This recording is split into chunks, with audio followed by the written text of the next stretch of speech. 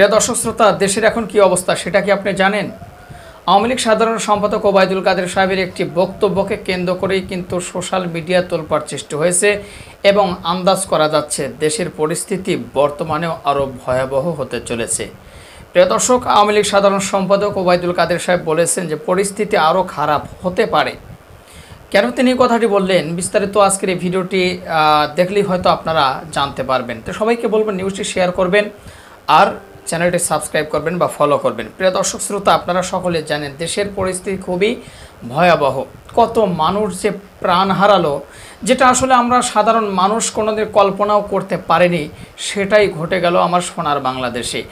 আবু সাইদ থেকে শুরু করে এক এক করে তাজা প্রাণ ঝরে গেল। অনেক পুলিশও হয়তো নিহত হয়েছে এবং ছাত্রলীগের অনেক নেতাকর্মীরাও নিহত হয়েছে, সাধারণ শিক্ষার্থীরাও প্রচণ্ড পরিমাণে নিহত হয়েছে এবং কি সাধারণ মানুষও নিহত হয়েছে, যেটা ইতিমধ্যেই কিন্তু ধীরে ধীরে প্রকাশ পাচ্ছে ফেসবুক, ইউটিউবে। যদিও ফেসবুকে ঢোকা যাচ্ছে না ভিপিএন ব্যতীত। তো যাই হোক, প্রিয় দর্শক শ্রোতা, বিস্তারিত জানাবো ওবায়দুল কাদের সাহেব কেন এই কথাটি বললেন যে পরিস্থিতি আরও খারাপ হতে পারে। আর এত সহিংসতা ঘটে গেল, এত অগ্নিকাণ্ড, অগ্নিসন্ত্রাস বা যার কারণে 5 দিন 7 দিন যাবৎ নেট বন্ধ ছিল, এটা আমরা সকলেই জানি। এর পিছনে দায়ভার কার বা দায়ভার কাদের হচ্ছে বা কারা দোষ করেছে, কাদেরকে দোষারোপ করা হচ্ছে, বিস্তারিত জানবেন এই ভিডিওতে। চলুন আর কথা না বাড়াই, আমরা সরাসরি মূল নিউজ শুরু করি। পরিস্থিতি আরও খারাপ হতে পারে। ওবায়দুল কাদের, আওয়ামী লীগ সাধারণ সম্পাদক এবং সড়ক পরিবহন ও সেতুমন্ত্রী ওবায়দুল কাদের বলেছেন, আন্দোলনকারীরা ঘাপটি মেরে বসে আছে, পরিস্থিতি আরও খারাপ হতে পারে। বৃহস্পতিবার 25শে জুলাই রাজধানীর তেজগাঁওয়ে ঢাকা জেলা আওয়ামী লীগ কার্যালয়ে তিনি এ আশঙ্কা প্রকাশ করেন।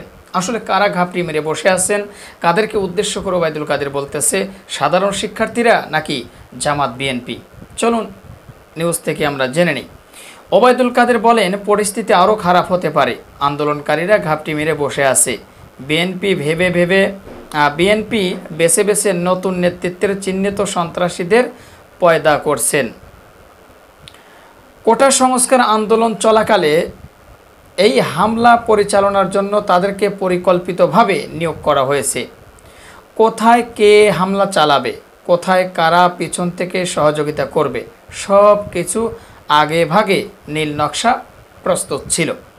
অর্থাৎ যেই সমস্ত নাশকতা হয়েছে বা অনাকাঙ্ক্ষিত ঘটনা ঘটেছে, ওবায়দুল কাদের সাহেবের বক্তব্য অনুযায়ী তিনি বুঝাইতে চাচ্ছেন সব কিছুর পিছনে দায়ী হলো জামাত এবং বিএনপি। তিনি আরও বলেন, তারেক জিয়াকে লন্ডন থেকে এনে বাংলাদেশে ক্ষমতার মঞ্চে বসানোর নীল নকশার রাজনীতি আজকে জাতির সামনে উন্মোচিত হয়ে গেছে। বাংলাদেশের জনগণ দেশের শান্তি স্থিতিশীলতা বজায় রাখতে বঙ্গবন্ধু কন্যা শেখ হাসিনার নেতৃত্বে ঐক্যবদ্ধ রয়েছে। বাংলাদেশ বিরোধী, মুক্তিযুদ্ধ বিরোধী, স্বাধীনতা বিরোধী, উন্নয়ন বিরোধী, গণতন্ত্র বিরোধী যে কোনো ষড়যন্ত্র মোকাবেলা করতে আওয়ামী লীগ সবসময় প্রস্তুত রয়েছে। তিনি আরও বলেন, মির্জা ফখরুল সংবাদ সম্মেলন করে মিথ্যা তথ্য দিয়ে সাধারণ শিক্ষার্থীদের আবারও উস্কানি দিচ্ছেন। কেউ আগুন নিয়ে খেলবেন না, দায়িত্বশীল আচরণ করুন। প্রিয় দর্শক শ্রোতা, ওবায়দুল কাদের সাহেব আসলে কি কথাটি বোঝাইতে চাইলেন বা কি কথাটি বললেন, সেটা হয়তো আপনারা সম্পূর্ণ নিউজটি শোনার পরেই ভালোভাবে আন্দাজ করতে পেরেছেন বা ভালোভাবে বুঝতে পেরেছেন। মূলত পক্ষে জামাত বিএনপিকে দোষারোপ করে তিনি এই কথাটি বলেছেন যে এখনও নাকি তারা ঘাপটি মেরে বসে আছে, যে কোনো সময় আরও নতুন কোনো ভয়াবহ ঘটনা ঘটতে পারে। তো যাই হোক, প্রিয় দর্শক শ্রোতা, আসলে আমরা সাধারণ জনতা হিসাবে যে ঘটনাটাই বাংলাদেশে বর্তমানে ঘটেছে, এই বিষয়টা নিয়ে আমরা চাইছিলাম না যে এই ঘটনাটা ঘটুক। আসলে সাধারণ জনতা কোনোদিনও চাইবে না, কারণ হয়তো কোটা সংস্কার আন্দোলন সরকার মেনে নিছে বা ধীরে ধীরে সব কিছু ঠিক হয়ে যাবে, কিন্তু একটা জিনিস হয়তো কোনোদিনও ঠিক হবে না। মনে করেন যে ফেসবুক বন্ধ হয়ে গিয়েছে, ইউটিউব বন্ধ হয়ে গিয়েছিল বা নেট চলে গিয়েছিল বা এক কথা বলতে পারিনি এখন পর্যন্ত কিন্তু মোবাইলের নেটওয়ার্ক চালু হয়নি, সবই কিন্তু ধীরে ধীরে ফেরত এসেছে। কিন্তু আসলে এই আন্দোলনের ভিতরে যে সমস্ত মায়ের বুক খালি হয়ে গেল, সব ফেরত আসলেও সেই মায়ের বুক যে খালি হয়েছে, সেই মায়ের বুক কখনো কিন্তু সেই মায়ের বুকে সন্তান ফেরত আসবে না, বা সেই মায়ের বুক কিন্তু কখনো আর সন্তান দিয়ে ভরপুর করতে পারবে না। তো আসলে আমরা এই সহিংসতার আন্দোলন বা এরকম বিষয় বা এরকম পরিস্থিতি আমরা কোনো সময় কাম্য করি না। যে আমাদের সোনার বাংলাদেশে আমাদের তরুণ ছাত্ররা এইভাবে পৃথিবী ছেড়ে চলে যায়, এটা আমরা কখনো চাই না। আল্লাহ পাক আমাদের সোনার বাংলাদেশকে হেফাজত করুক, আমিন। তো প্রিয় দর্শক, ভিডিওটি ছিল এ পর্যন্তই। আপনাদের কোনো মতামত থাকলে অবশ্যই আপনাদের মূল্যবান মতামত জানাবেন। পারলে ভিডিওটি শেয়ার করে সবাই দেখার সুযোগ করে দেবেন।